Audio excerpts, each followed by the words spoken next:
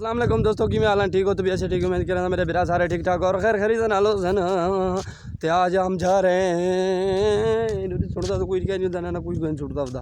तो आज हम जा रहे हैं कहाँ, तो एक बड़ी शख्सियत से मिलने के लिए। तो हमने कहा चलो अपने भाइयों को दोस्तों को भी दिखा लेते हैं।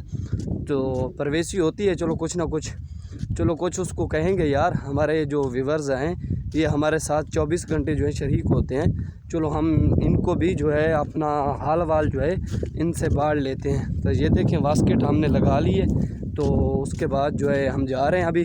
तो इंशाल्लाह ज़रूर आप लोगों को भी दिखाएंगे, तो हम क्या बातचीत करते हैं वो भी दिखाएंगे। तो थोड़े से हमारे उर्दू में जो है ना लफ्ज़ यानी कि इधर उधर हो जाते हैं, मोमेंट नकी तक किया करो, ठीक है।